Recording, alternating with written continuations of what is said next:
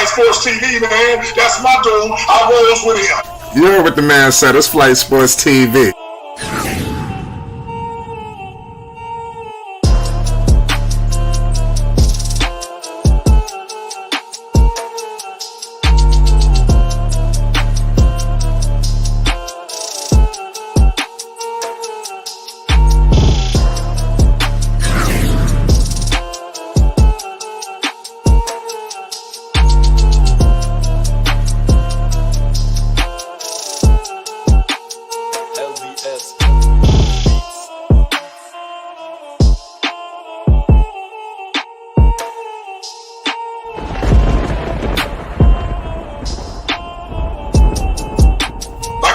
Flight Sports TV, that's where it's at.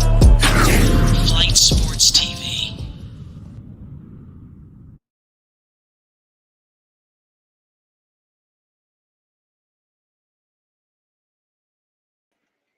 What's going on, people? It's Flight Sports TV. I appreciate y'all for checking with me. You already know what it is. We back with another one of them things. We're going to be discussing a whole lot of Laker talk tonight. We're going to be going all through the spectrum around the league tonight. We're going to be talking some Triple D talk, obviously. We're going to be discussing the situation, what happened with Chet Holmgren. You know, we got a lot to discuss. We're going to be talking all around the league tonight. I want to appreciate everybody that's tuned in with us, that's rocking with us, man. Hopefully we put on a hell of a show for the people that's tuned in. You know, it's so much to unpack tonight, you know, because you got the whole situation with Russell Westbrook, you know, and the trade, you know, that happened. You know, last night we heard that the deal was imminent, you know, but finally we woke up this morning and found out everything was done. You know, there was an advanced talks, you know, things obviously quickly escalated. You know, give LeBron James credit. He's a shrewd operator as usual. You know, LeBron James has completely gutted this Laker roster. I hope this works. You know, it's looking like he's turning his attention to the draft picks next. You know, and truth be told, that's the Lakers' only hope remaining kind of, you know, future proof. You know, LeBron James is trying to step on the whole entire future. You know, a similar situation happened back in Cleveland, you know, when he wanted them to trade the rights to Colin Sexton. It was going to be a pick that would have been the rights to Colin Sexton, but they didn't move the pick. And I guess it resorted to LeBron James leaving. But as much as people may want to go down as LeBron, the greatest of all time, and this, that, and the third, LeBron James has definitely, you know, done some things to some franchises. You know, he came to Cleveland, you know, when he was in Miami, he looked at Cleveland. It was like a gold mine. They had Anthony Bennett. They had Andrew Wiggins at the time, you know, Kyrie. You know, they didn't even get a chance to even see what those people would even look like with each other. You know, as soon as this man came down, touched down, he's about to uproot the whole entire core. You know, it was Dion Waiters and the crew. It was a couple of people that was talented on that young Cleveland Cavalier roster. You know, but nonetheless, man, LeBron James has, you know, moved on and let go of some of this young core. Hey, it is what it is. In my humble opinion, the only thing I could say is, you know, they better make this work, because you cannot continue to trade young player after young player after young player, and then, you know, it don't resort in the court. You know, you cannot, you know, just let everybody get traded, but you don't go out there and step up to the plate. You know, at the end of the day, you know, LeBron James can't go out here and wreak havoc all summer and then put the ball in Anthony Davis' hands and put all the blame and everything on him. You know, I don't think that's fair. You know, I don't think it's fair at all. You know, LeBron obviously was actively trying to pursue the deal for Kyrie Irving. His name came up in Brooklyn, New York. You know, Kyrie, the whole situation, the debacle in Brooklyn, obviously, we touched on that yesterday. Things are back on the right track. So I guess all of that is done, but they had their hand in that pot. You know, just today, right now, what I'm hearing, right after this Beverley move, and I'm going to keep 100, just from a basketball perspective. We can get into all the politics of how LeBron let the young core go. I like the Beverley move, just from a basketball point of view. I like it. I think that Patrick Beverley is going to play well with LeBron. I think that he respects LeBron James, and he's got the makeup, you know, what this new coaching staff is trying to do. I really like this guy, Patrick Beverley. I wish any team would like him on any roster, just the way what he brings to the table, his intensity, his defense, everything, and the man hitting threes too. You know, um, it's crazy. And where I want to go with this, ladies and gentlemen, is Russell Westbrook. How do you feel? How do you think Russell Westbrook feels about all of this? Now you done brought on his arch nemesis. Keyword arch nemesis. They did not like this guy, you know. So I mean, it is what it is. They bring him in, you know, Russell Westbrook. They're making it seem like everything is peaches and cream. LeBron James has came out on his defense on Twitter, to say, "Hey man, this guy's going to go off next year. This, that, and the third." He seemed like he's very defenseful when it comes to Russell Westbrook, But it seems like there's a back door going on here, ladies and gentlemen. In my humble opinion, I think this guy LeBron James is trying to back, not even trying. He's straight up blatantly doing it right in front of his face. At the end of the day. But I mean, it is what it is. What can he really do? He has no leverage in Los Angeles. This is not Oklahoma City. His word means absolutely nothing. They could ship this guy off anywhere. I'm telling you, like really do him filthy. Like send him to Utah or some shit, or send him somewhere like really, really sad. A place that he don't want to be. This is the kind of shit that can happen to Russell Westbrook fooling around here, with the Lakers. They're out to get what's best for LeBron James and their organization, which they should. But they will do it at the expense of Russell Westbrook, the complete expense. I mean, make it absolutely no caveats. I mean, really sending you somewhere bad. It could happen, ladies and gentlemen. But I tell you what, even with Russell Westbrook being on this roster, if he remains, which I think is going to be the case, or they're going to just send him home, which I mean, the bottom line is this: if they send Russell Westbrook home, it was because they basically is going to like shit on him. They're going to basically sit up here and run a whole goddamn team. Like Russell Westbrook does not exist. That's what it seems like. They got a starting point guard, a backup point guard. They got everything in position. So where Russell Westbrook, he would be an absolute no factor. They had Darvin Ham go up on these press conferences and they spoke very highly of Russell Westbrook. You got a lot of people in the organization, they speaking very highly of Russ. But clearly, that's not the case, that we're seeing right now. Or to be honest with you, the only thing that's clear is the talking. Russell Westbrook put a lot of this shit on himself. Let's keep it 100. Russell Westbrook is not all the way exempt here. He played really out the flow of the offense last year. He definitely had a short leash, but they knew all of these issues with Russell Westbrook before this man came on the roster. Let's keep it 100. Los Angeles Lakers, they had a lot of options, at the free agent situation. They didn't have to push for Russell Westbrook. They fought and clamored to get Russell Westbrook on this roster. We must remember this, ladies and gentlemen.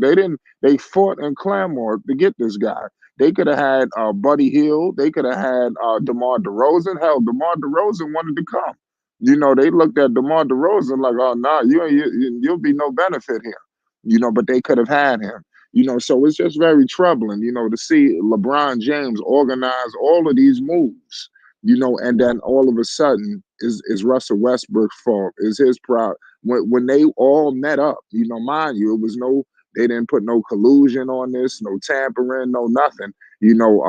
Before free agency even started, it was even reported that these all Russell Westbrook, Anthony Davis, and LeBron James all met up in Brentwood at his house, to discuss, what things will be looking like, and that shit was public knowledge.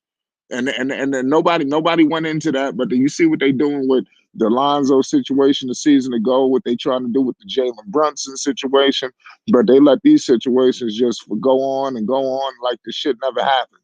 I mean, it's truly disgusting, what's going on here. LeBron James is the greatest player I've ever seen. I'm not sitting and coming on here to shit on LeBron James. That's the greatest player I ever seen. But I mean, seriously, LeBron James has the way he is ending his career, is I'm telling you, it's not the best, man. You're missing the playoffs, and the people are still trying to call you the best player in the world. Okay, hell, you didn't have this, that, and the third. You had a competent team, as LeBron James. You had enough pieces to get to the playoffs.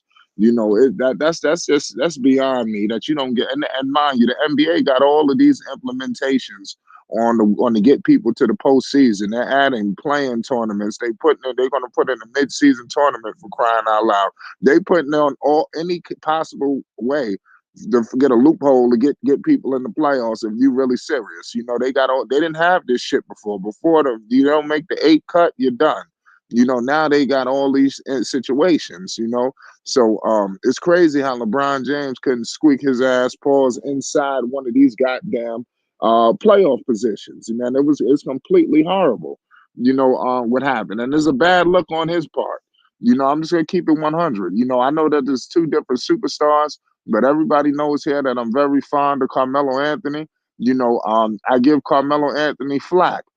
Because it was one year people shit all over the Phil Jackson era in New York. One year, Phil Jackson did put all the chips into the table where he did put a little roster. He went out and traded for Derrick Rose. He picked up Joakim Noah. He picked up Brandon Jennings at the time. He picked up Courtney Lee. They had a competent bench. That team should have got at least to the 8th seed. Now, what I'm saying with LeBron James is the same situation. You got all of these people. You had veterans on this team. You had a nice little squad here. I understand people was in and out the roster. It was injuries. You had a competent roster. And mind you, like I stated, all of these caveats to get you into the postseason. And you telling me that you couldn't get into the postseason? Nah, man, there's something seriously wrong with that, and it's completely unacceptable.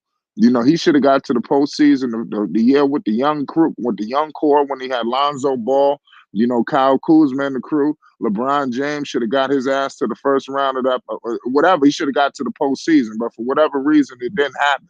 It's disgusting.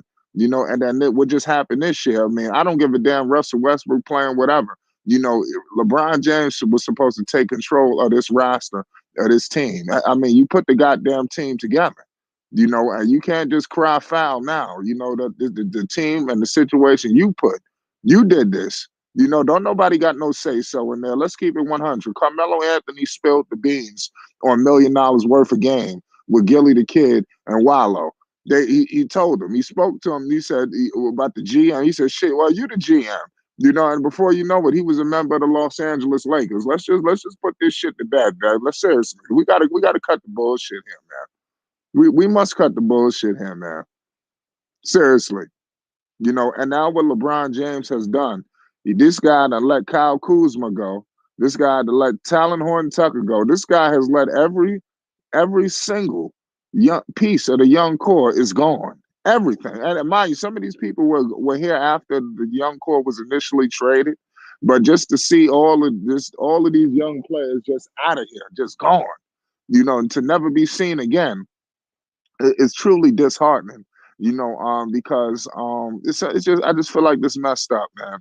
And they're looking for a point guard, and I'm telling you, Patrick Beverley is just a band-aid.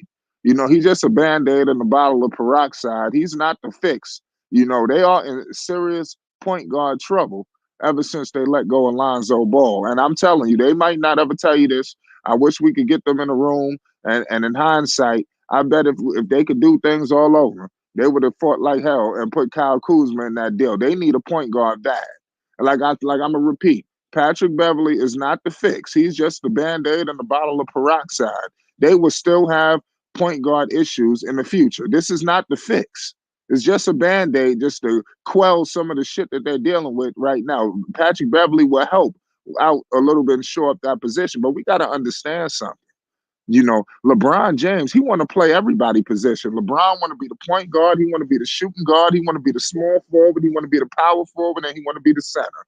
So I mean, we could sit up here and say Patrick Beverley, is going to do his thing, but who's to say LeBron don't take the fucking ball out of his hands, misdirect him, redirect him, whatever the hell LeBron feel like doing.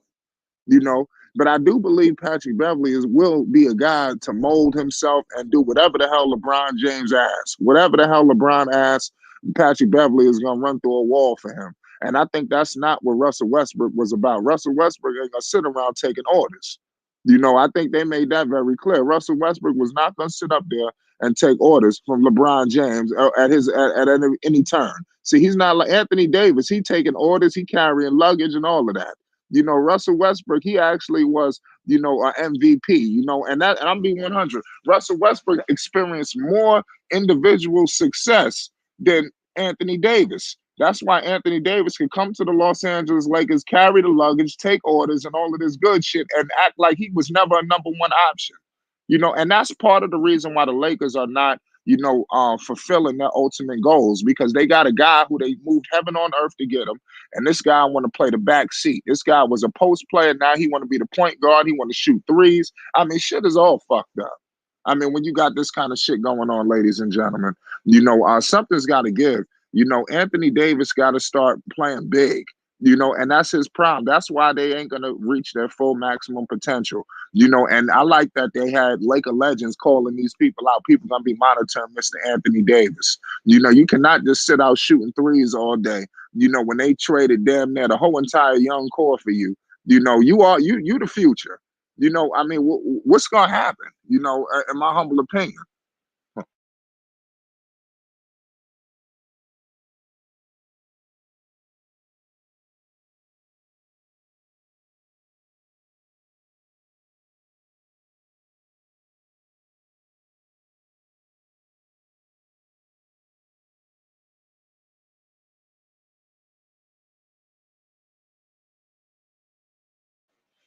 Yeah, man. So back to what I was saying. Shout out my man Rico, man. I didn't even see the chat over here. I didn't see all y'all rolling here. But I mean, I'm seriously passionate about this situation because I hate the way they did the Lakers young core.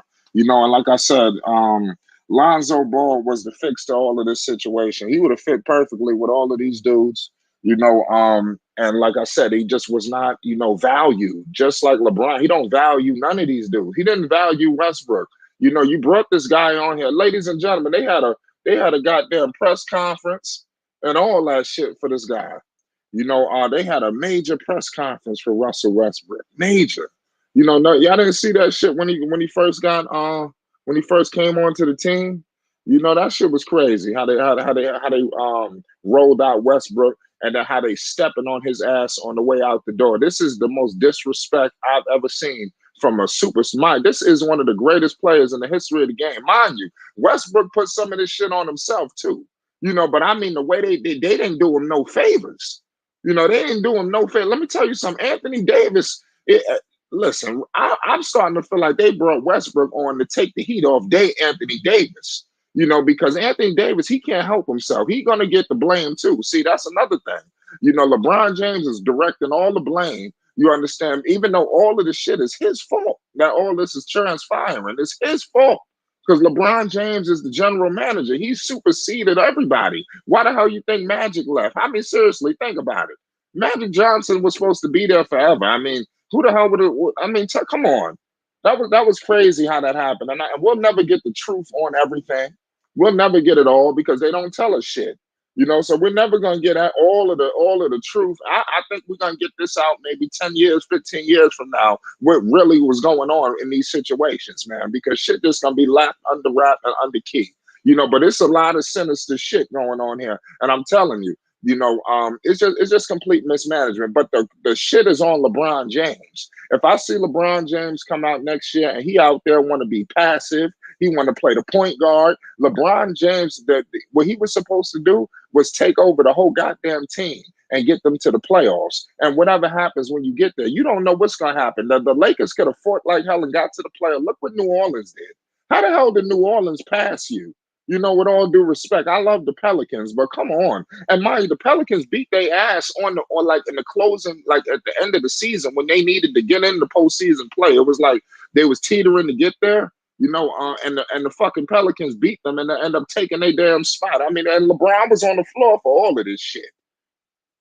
So I mean, come on, man. I mean, LeBron James is on the clock, man. I'm telling you, I understand he got his minions in the media. He gonna have people to cover for him. But the way that this shit is moving, the way that everything is going, the way his career is going out, he gonna have to win another championship, man. I'm telling you. And to be honest with you, we start to analyze the bubble championship. We can't take shit away from nothing. They won that. Give it to them. So we got to remember, man. if before the bubble, they was not looking like the favorites. As much as people might want to throw them in there, like, hey, they would have won it anyway. I mean, listen, they was in the bubble, they was in a closed environment. It was no travel. But at the end of the day, it is what it is. They only set that goddamn bubble up so LeBron could win the championship. I mean, let me stop talking before I get up before I start talking crazy. I'm telling you, man, because I got a lot of shit I get off my chest on this dude LeBron James. Because like I said, I'm telling you right now, nobody was a bigger LeBron fan than me growing up. But the things that LeBron did, as I got older and matured as an adult and started to see the mismanagement, especially the way he treats the young core. Like, he really gave them young players his ass to kiss. I'm telling you. You heard Lonzo Ball say on the shop, I didn't even get comfortable with you until after All-Star break. I'm telling LeBron James gave these kids his ass to kiss. And them dudes was ready to run through a wall for him. It is disgusting, man. And somebody's got to tell it. And nobody's going to stand up for the defense of the young players because they just going to let this shit go. And then he sits around, laughs in your face like y'all best friends, but he behind the scenes trying to fuck you over. I mean, this is sad. I understand his business, but come on, where's the integrity? It got to be some line of integrity in business. Seriously, we are. Come on, that's just downright dirty. We cooking in this motherfucker tonight, man. We discussing LeBron James, man, and his antics, and all the shit that this man has been doing over the past couple of years, man. It's sad, but I'm telling you, he's got to win another championship, and I don't believe it's gonna happen. The Western Conference is gonna humble him. Let me tell you something. Ain't none of them dudes worried about LeBron. Ain't none of them. None of them. I'm telling you, Phoenix ain't concerned. Golden State, they ain't even thinking about him. Even teams like Minnesota, they ready to step on him. I'm telling you, and nobody is afraid of LeBron James. Nobody. And the same for Kevin Durant too, but we did that yesterday. But nobody is afraid of these dudes anymore. They all feel like they could take them out. And Anthony Davis, they really laughing.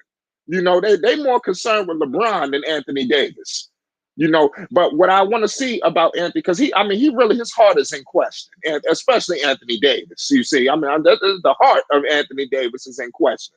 I think Patrick Beverley does hopefully fix some of this shit. If Patrick Beverley can't resuscitate him, something ain't right.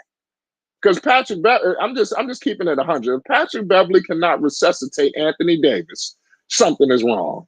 And I don't know what's going to happen. I don't know what's going to be the legacy of his career. He won that championship, but we got to remember what happened before he got to LA.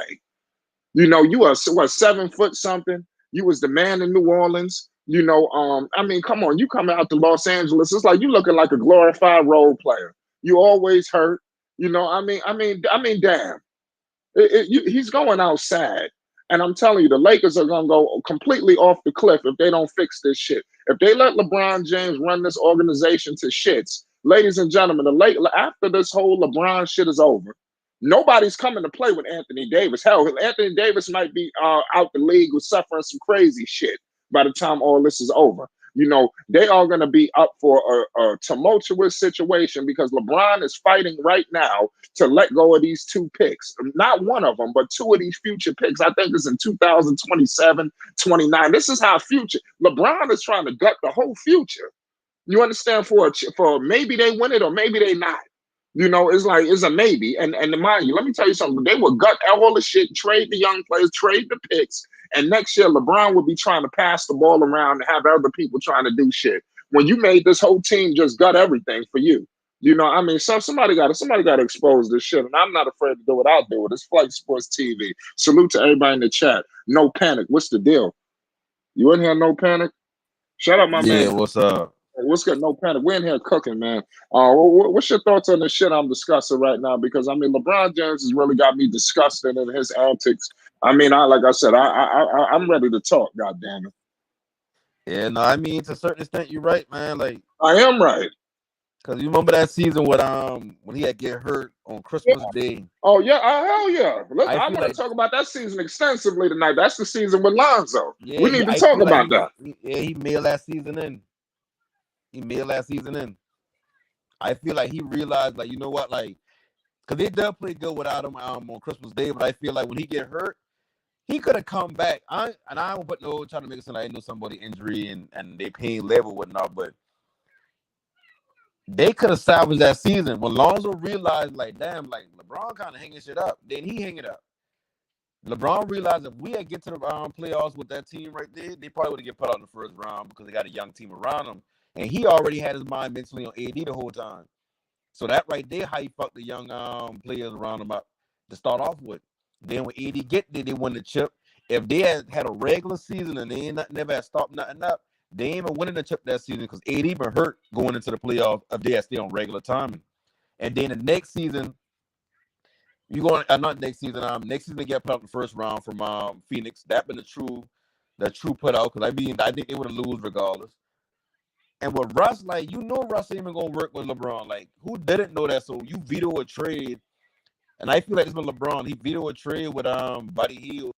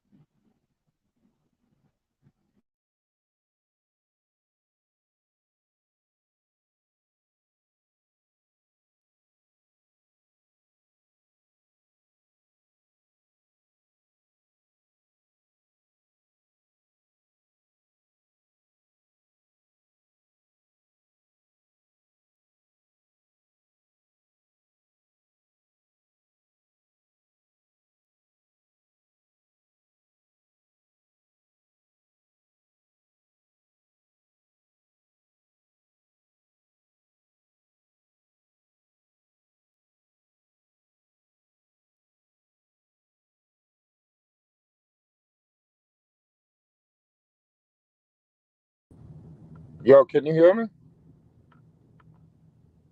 Yo, no panic. Are you there? My fault. I had some connection issues just now. My audio has been messing up. If y'all are still here.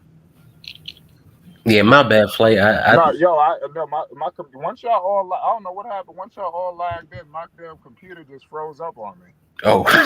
Yo, I was like, yo, what the hell just happened? We just hear bacon. Shit, what's your thoughts on this whole Lakers situation, Rico? Because I know No Panic was just in here. Once No Panic got in here, should I hit him in? And then Boy, No Panic was in here cooking, bro. Word. He's still here. Boy, hey, yo, we just gave LeBron 2 years, $100 million. I don't want to hear nothing from no LeBron fans like we not taking care of him. I don't want to hear nothing. We doing right by him. We giving him everything he want. He wanted rest. We gave him rest. He wanted AD. We gave him AD. Like, he wanted THT gone. We got rid of THT. Like, bro, how much more do you want, my guy?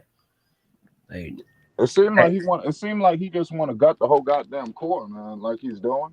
But ain't nothing left to gut. Everything's gone. Right. Yeah, he really shitting on that. It's crazy. I ain't never seen nothing like this. And it's crazy how the organization is allowing this to transpire. You know, who's to step in? See, that's why Pat Riley was very instrumental. That's why he didn't like Pat Riley. Because Pat Riley wasn't gonna let him drive his organization to shits. You know, you got to understand, Michael Jordan, greatest player of all time. What's going on with the executive role? So history tells you these motherfuckers don't need to be executives. Exactly. I agree with that. But it's like you got to keep them happy somehow. But yo, Genie, you need to take some advice from Joe Tsai. Tell them no. Tell them no, bro. I don't care if you want to get traded. I don't care if you want these players. You just got to say no. That's it. You under contract, especially LeBron now. You just signed a 2-year deal. Worry about basketball, bro. Stop worrying about the rest of your teammates. You got What Lonnie did Walker. LeBron do? He got Lonnie Walker. LeBron didn't do that. Patrick Beverley. Oh no. What did it? If you want to keep a track record of everything LeBron does, Hold on, bro. I'm just saying, if you're gonna speak factually, I mean, Pelinka was very clear in the press. I'm saying Pelinka did a presser. He did a presser with the Lakers scout, specifically detailing why they went and got Lonnie Walker. It had nothing to do with LeBron. No, that's not what I'm saying. I'm saying he has talent around him. You could debate That's what I'm saying. this. What's up with LeBron? LeBron was my favorite player growing up. Yeah, You ain't gonna tell me shit about this dude. This dude, LeBron James, is a horrible executive. He's running the organization, and I'm telling you, he's gonna drive the Lakers down the shits. He's gonna set them back at least 5 or 10 years. You know, this is what I'm saying. I'm tired of every LeBron team. James going over there with him. Hey, my bad. Salute. Hey, nobody's coming. Nobody's coming to play with Anthony Don't Davis. forget, I gotta go.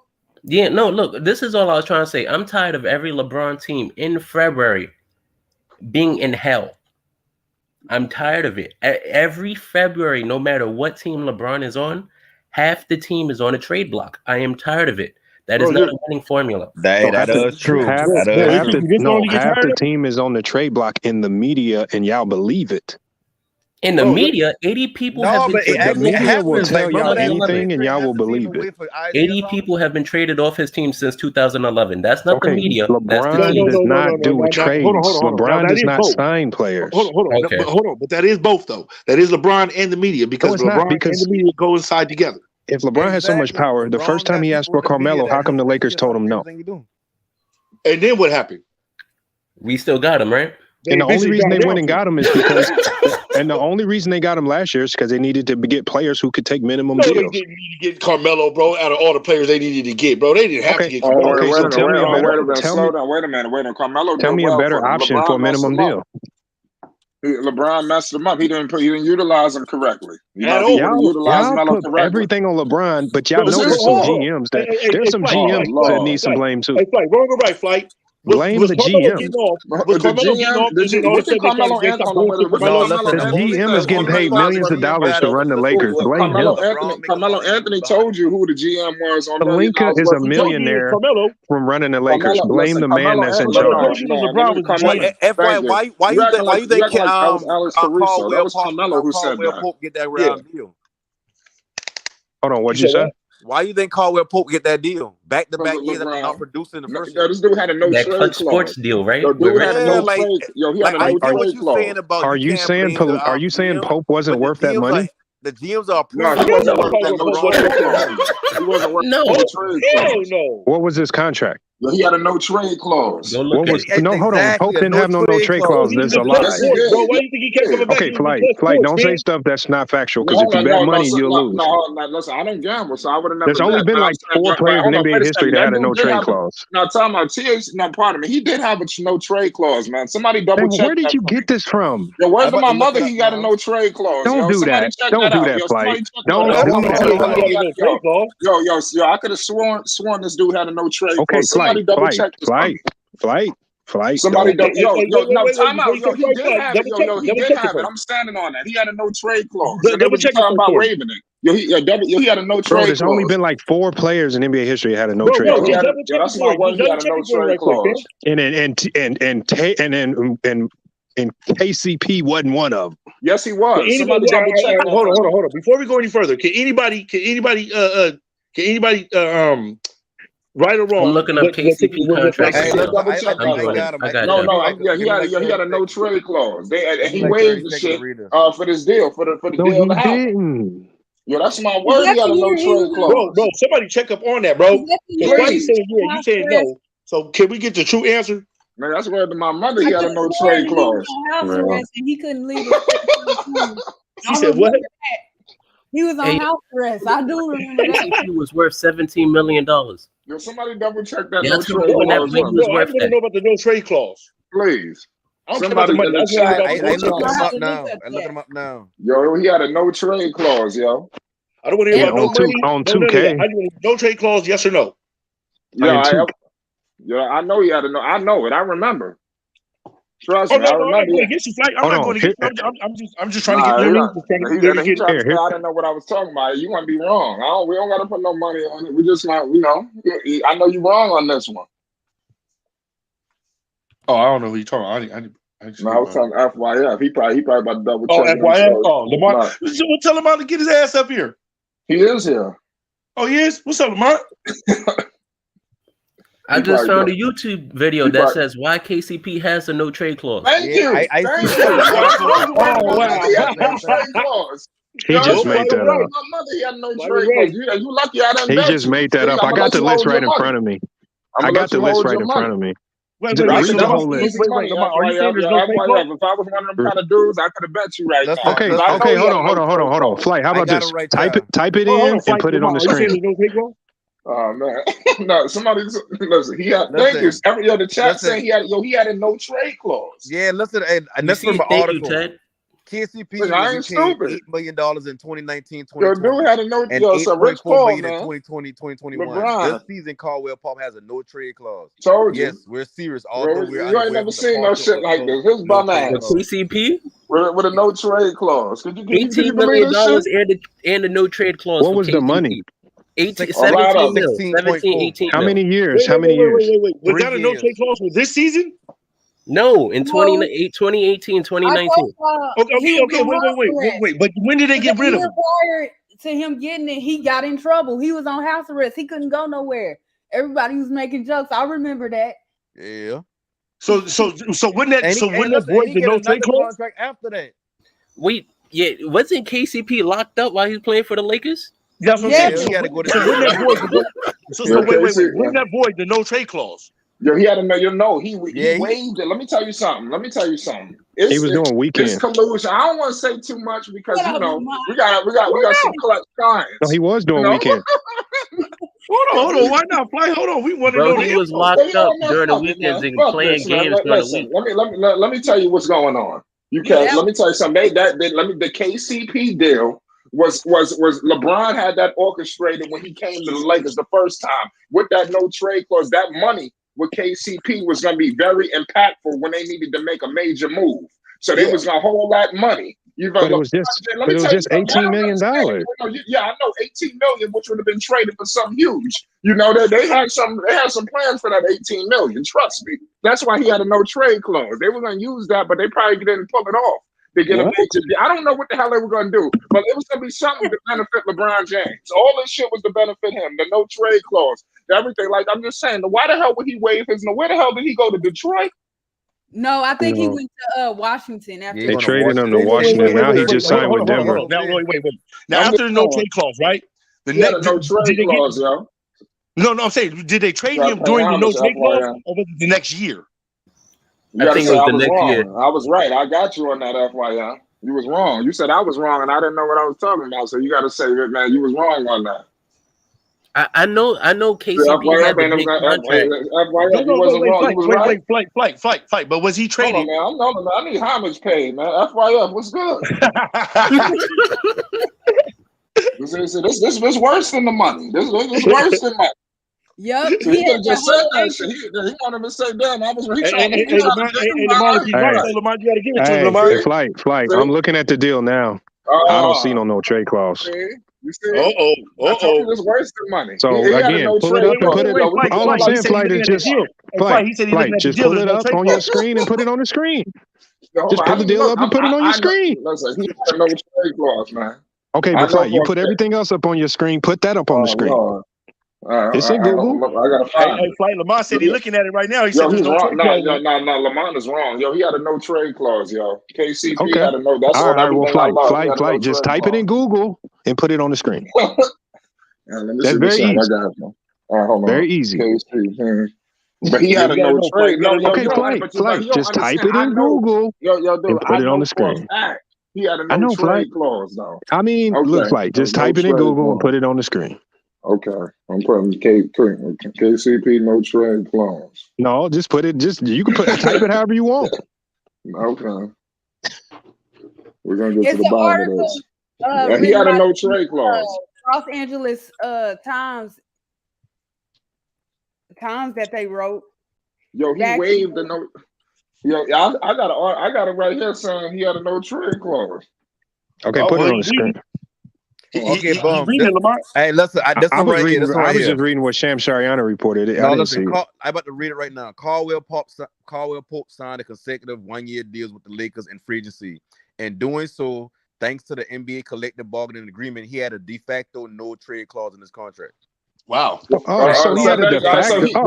So I don't give a fuck about how it's the 1-and-1 deals. We're talking about the big deal he signed. That's a 1-and-1 deal. No, I'm talking about now. See, no, y'all not gonna move the goalpost. Of course, you can't trade nobody off a 1-and-1. He had a no trade clause. No, y'all said in his big deal he had a no trade clause. I want flowers right quick. I want the Homage, nigga. You was wrong. I was right. Hold on. He was not on a 1-and-1 deal when the Lakers traded him. Oh man. So you ain't gonna say I was right. He was not on a 1-and-1 deal when the Lakers traded him. You see, this worse than money, y'all. It's easy to just send a cash out. You know, he could just do that under the table. It's over. You know, it's hard to get on this shit and just say, yo, Fly, you was right, man. I don't know what the hell I was thinking. I was wrong. I should have did my research. I'm sorry. It won't happen again. Fly. What was his last contract? See, I have to go there. You want me to go look that up? I don't know off the top of my head. I don't got KCP shit off the top of my head. Hey, what's good, fellas? Bro, what's good? Hey, what's good, Ray? Shout out my man Ray in the building. What's up, Rico? What's up with you, Ray? I had to jump on the panel. Please do. Hey, yo, big shout out my bro Rave. Listen, I had to talk about. Big Rave on. I talk about Chet Holmgren real quick, right? Because y'all may not believe it, but on draft night, and I hate bringing his name up, but me and Panic talked about Chet Holmgren, and we knew that he had all the talent in the world. I liked the fact that he's patient under the rim. He has a good skill set. I think he can spread the floor and all, and he has the capabilities of being good. But the issue was, for me, I'm like, bro, you can't be 10 pounds. Like, I'm sorry. You can't be Kevin Durant size trying to play the block. Like, that's why he got hurt, bro. I'm like, bro, you are skinny as fuck. And that was just LeBron running downhill on him like a train. Imagine if that's Joel Embiid, Giannis. He got a foot injury, Ray. Foot injury. It was a foot injury. But LeBron played into that foot injury by like he had. Wait. But what does a foot injury have to do with we getting bullied on the blocks? That's what he did. Like he LeBron ran ankle or none of that. No. I'm asking her. No. She said he had a foot injury, and I'm just asking like, what does a foot injury have to do with getting bullied on the block? Yeah. Did you watch it when he got hurt? He was trying to defend LeBron. He was trying to defend LeBron. He even getting bullied. Bro, the man was he trying had to to defend adjust his LeBron. body for LeBron coming at him, and the way he landed is how he injured his foot. Right. No, I'm talking about no. I'm talking about before that, bro. Any big guy that went against him, he got bullied, fam. No, that's cool, but why you say he got bullied? He did. LeBron, he did a good job, but he got bullied. Bro, this dude's getting bullied. This dude's getting bullied by G League, like you know what I'm saying? By just the young up and comers, bro. Like just imagine, like he said, just imagine Joel Embiid. Just imagine, you know what I mean? Like, bro, you're gonna go against Adams? No, you better switch that up. One player. You better have him on the floor. You better play him on the floor. And listen, like I said, I'm not tearing the kid down at all. Like I said, when he got drafted, me and Panic saw it. We said he got the skill sets. He got some talent in there that could be unlocked. Especially, I love his like I said, I love his patience under the rim because a lot of centers don't have that patience under the rim. They just want to. He better be lucky playing in this day and age. He got that smooth touch, but like you cannot be no 7-foot center and you 100 pounds. What the hell? Like I said, he better be lucky he playing in this day and age, fam. You can't be that. If he was literally playing what Shaq was playing, man, yeah, right. Yeah. Even Dirk couldn't get away with that. I want to pose a question to y'all. What's going on but seriously, what's up with Russell Westbrook? I mean, how are they doing him like this? They got a starter, a backup. They got some replacements. They got the point guard position solidified. Like they don't have a Hall of Famer. You know that was supposed to be the starter. You know, I know that he put some of the Russell Westbrook like it was all his fault. No, yeah, it was a lot of blame would go around, and a lot of it got to go on one man and one man only, and his name is LeBron Ramon James. Hold on, but what did they do? How did they do him wrong?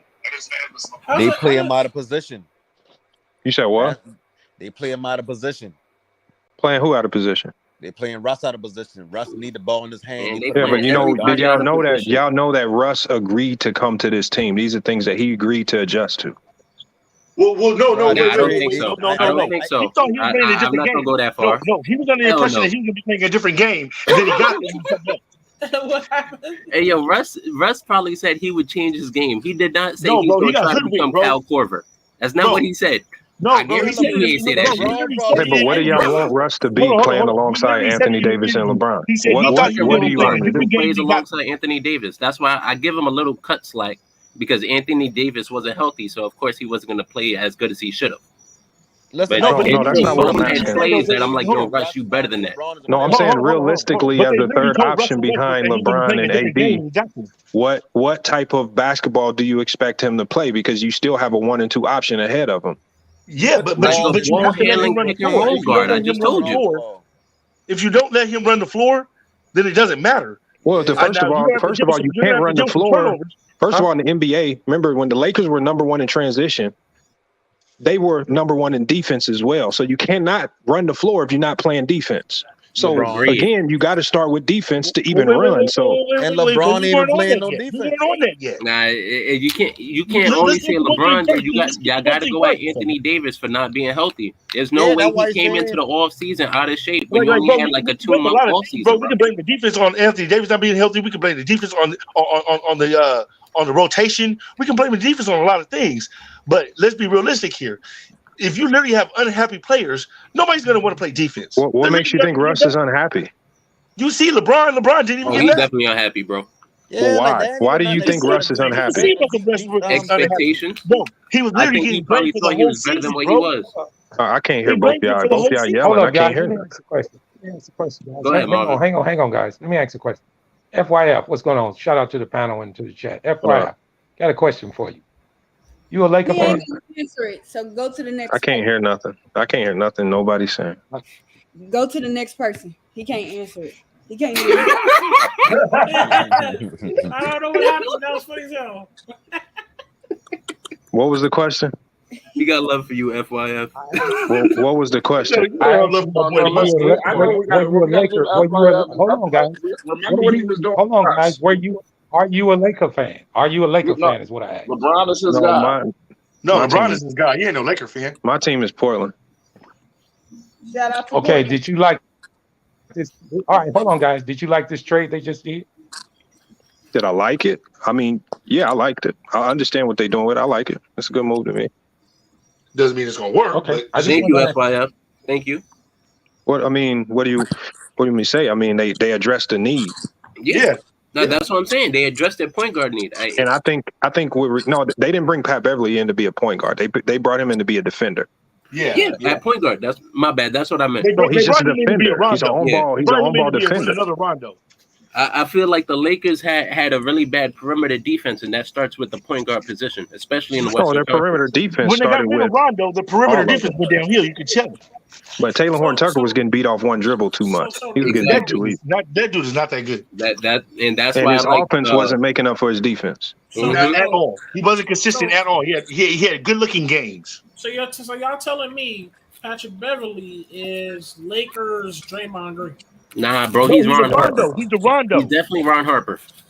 Rondo? He's just all he is Pat Beverley. He's just Pat Beverley. He's not nobody special, but he does fill a need. Like Ron Harper was garbage. The Lakers That ain't right. That ain't right. Ron Harper got injured after Cleveland, but Ron Harper was the business in Cleveland. FYF, I don't appreciate you trolling last night. Trolling what? You know what you did. What are you talking about? Why do people do that? Why do people do that shit? You know what you did. I don't know what I did. Tell me. You know what you did. That's what I'm saying. Just tell me. I don't know what I don't know what you. You know what you did. He's got too many things to talk about. One. What she said? Well, FYI. So hold on. I answered for her. I'm pretty sure she means this. Every time you come on the panel, you start turmoil. You did it. I didn't even say. They was arguing before I got here. I didn't say nothing. No, they were not. I'm not talking No, about We that. were not arguing. We all I'm not agreed. talking about that, Mark. We all agreed. No, he had breaking news. That's what I'm talking about. He know what I'm talking about. All I'm saying is this: let me tell you this, FYI. It ain't no strain on my brain. I can handle it. But other people like to have a decent conversation. But let me say this: other people like to have a decent conversation on the panels. Your first words when you came in today: "What's wrong with LeBron?" You start going against everybody on the panel. Okay. Oh, so you trying to see here There's a way of doing it. Hold on, guys. Hold on. I'm not ragging on him. I'm just. What speaking. the fuck are y'all? But I'm saying, hold on. I was just asking. They said basically were saying. I said, what did LeBron do? I said, what did LeBron? I said, what trade did he make? I was like, because they were saying he made trades. I just asked a question. No. Nobody said nothing about what's wrong with LeBron. That he made it. Hold on, guys. I was listening. I don't think any of the guys insinuated that he made the trades, but he had a lot to do with the trade. Ask Flight again. Then ask Flight again. Then you need to ask Flight again because Flight said he made the trade. No. When we start out, we've been talking about it. We were talking about. Flight said LeBron is running the Lakers. I mean, he's trying to defect the world, bro. He said LeBron made all the trades. I said he didn't make the trade. You're not lying. I mean, okay. All right, did he have? All right, hold on. Did he have a lot to do with? Did he have a lot to do with the breakup? Well, tell Flight. Don't tell me. I'm asking you since you said he didn't do nothing. I'm saying you asked this to Flight. This is what I was asking Flight. Oh, okay. So you don't know nothing. I love y'all, panel. Say I love you. I mean, y'all don't know either. Man, y'all. The one thing I know is that there's a GM there getting paid millions of dollars to make moves. Yeah, but you being facetious when you say that, though. Facetious. I like that word. I know. If you can't spell it, don't say it. You trying to be funny? You trying to be funny? If you can't spell it, don't say it. Carmelo Anthony. You call it Carmelo Anthony a liar? You know that's a Carmelo Anthony. Like, if you want to think LeBron is doing all the signings, that's cool. I'm cool with that. You can have it. He got a hand in all of it. Like, if y'all want to believe that, y'all can believe it. And me disagreeing ain't gonna affect your daily life. It don't mean capping at this point. You got to be trolling. You got to be trolling. Hey, Lamar, look here. I agree with you. Lamar, I got to agree with you. Lamar, he ain't doing all the picking, but he doing a whole good lot of it, though, ain't you, Lamar? Let's give him a little bit of credit. He doing a whole lot of it, ain't you, Lamar? He got Russell out there. He made a mistake. He made a whole lot of mistakes. But look at what he's doing, though, Lamar. He's still getting them out there, ain't he, Lamar? That's right. That is true. Stop hating on Lamar. Matter of fact, that's what he gonna be with the Lakers. He gonna be the next general manager of the Lakers. Who am I hating on? LeBron. Oh, okay. Oh man, well, I don't know what y'all talking about. You ain't on our boy. Trying to act like LeBron. With so many words, what I'm getting from Uncle Brian, what he's saying is, you basically making it seem like LeBron James is innocent. He don't know. He don't have nothing to do with nothing. Right. Like they making trade and he woke up the next day and didn't know. Him the pieces and he making the best way out of it, and that's a lie. And I'm not going to allow you to sway the audience like that. Wow. LeBron fans act like LeBron woke up like, yo, where's AD? Oh, he's in Chicago. Nah, that didn't happen. You know what happened to AD, LeBron. And then he got all the media members working for him. All of them are on the payroll. All of them. Right? Yeah, like when you look at Woj, when Woj talk about LeBron, he talking directly from Windhurst lost his position. He upset. Yeah, he be getting frustrated. Like he's LeBron. Like it's like Russ just.